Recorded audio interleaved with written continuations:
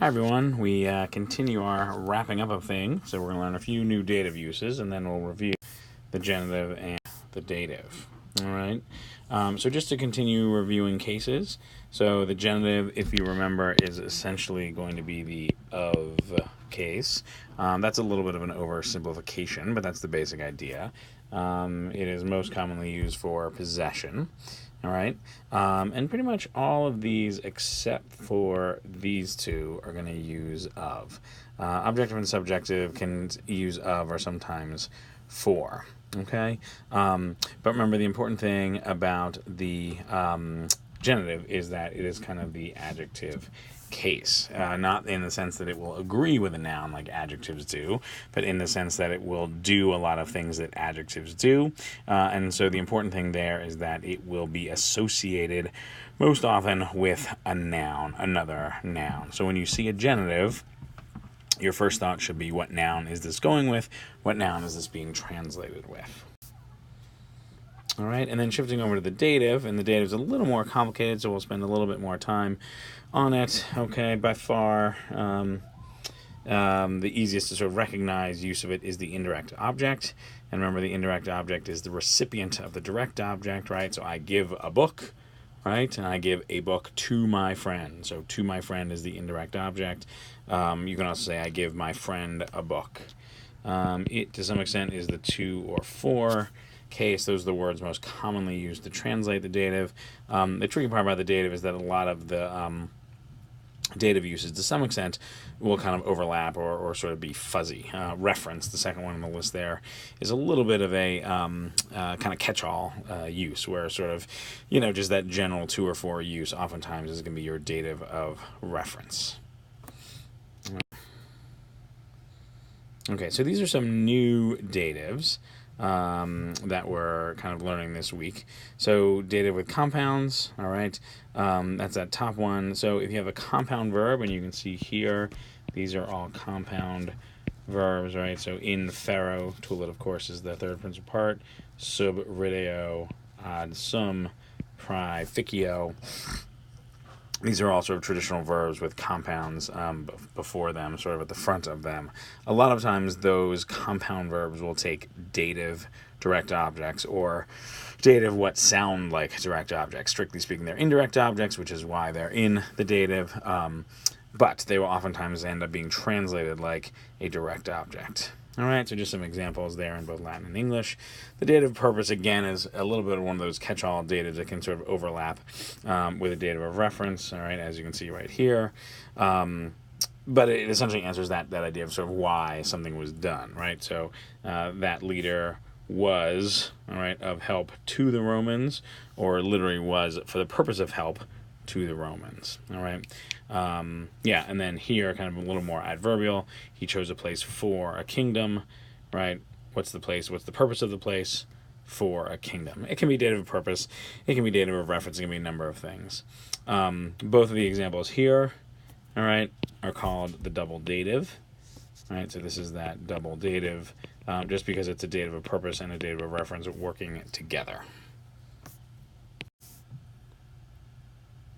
All right, and so really that's it for this week. There's not a lot of new stuff.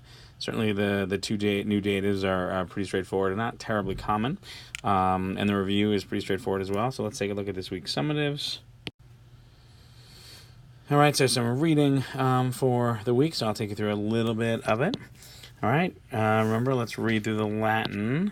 All right, redeamus ad somnia, Hannibalum coelius scribit, cum columnum auream, quae esset infano Eunonis Laciniae, au ferre velat, dubitaret quae utrum ea solida esset, an extrinsecus, in aurata per terebra visse, cum quae solidam invenisset, statuisse tolere. Okay, so a relatively long sentence, and so worth kind of taking it apart a little bit, all right, because the structure can be a little complicated. Okay, so redeamus ad somnia, let us return to the dream, right? So that's relatively straightforward. So starting at Hannibalum, all right, first of all, with proper names, remember they're going to have cases just like any other word. So Hannibalum and coelius are going to be separate words. So coelius is a nominative, that's going to be the subject. Hannibalum is an accusative. All right, I'm just going to get rid of the lines to avoid distraction. So scribit is important because scribit is, or at least can be, a head verb. And in fact, it is a head verb here. And if you remember, actually, I'm going to get that out of the way so we don't, again, make things crowded. I'll write it over here. All right, so scribit is a head verb. And if you remember, head verbs introduce indirect statement. Okay? And so what indirect statement is going to mean is that you need infinitives. All right, now, I'm just trying to be a little fancy here. All right, so infinitive. And that's the first one. All right, infinitive, infinitive, infinitive. All right, so you have 4 infinitives, but you really only have 2 in the indirect statement. So let's get rid of that.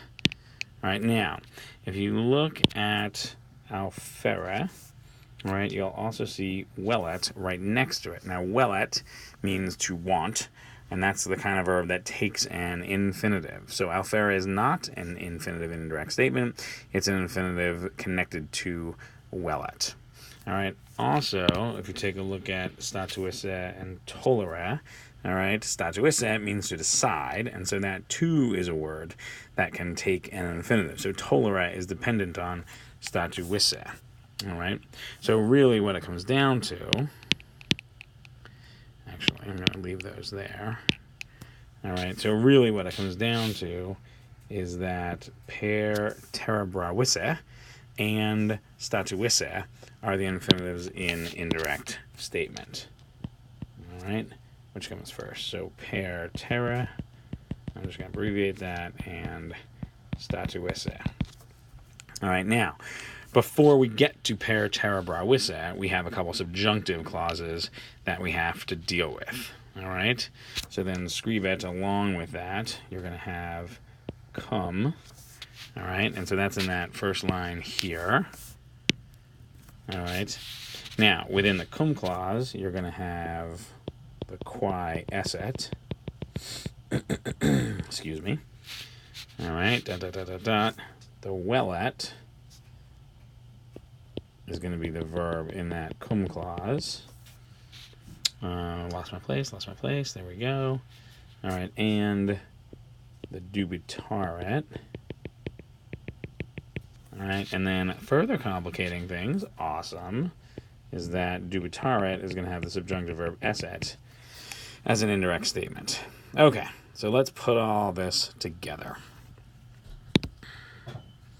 All right, so Coelius writes that Hannibal, and remember that is going to be what gets us in the indirect statement. So Coelius writes that Hannibal, and now we have a long pause because we got these clauses to deal with. So Coelius writes that Hannibal, comma, pause. There's our comma. All right, when, all right, he wanted to sort of take with him a golden column. All right, now which, right, quae, which was in the temple of Juno Lacinia. All right, and when, right, back to the cum, and when he doubted, all right, whether utrum, ea, it was solid or gold on the outside, all right, he, Hannibal again, all right, he bore through, it understood, and when he found that it was solid, he decided to bring it with him, to take it with him. All right, let's go through that one more time. All right, so Coelius writes that Hannibal, again, comma pause, when, I lost my place now, oh, there we go, he wanted to bring with him a golden column, which was in the temple of Juno Lacinia, and when he doubted wasn't sure whether it was solid or gold on the outside, all right, he bore through it, and when he found that it was solid, he decided to bring it with him. All right, sweet. Let's go on to the thing. All right, so this is just a review, so we're just translating those into Latin. All right, so remember, of is going to be for the genitive, for is going to be for the dative. All right, so for the light, remember that's a third declension noun, so I is going to be the dative of the earth. We can use terra, terrae, so genitive, and I will leave the rest for you. All right, so that's going to be it for this week. Please email me if you have any questions, and I'll be here next week. Thanks.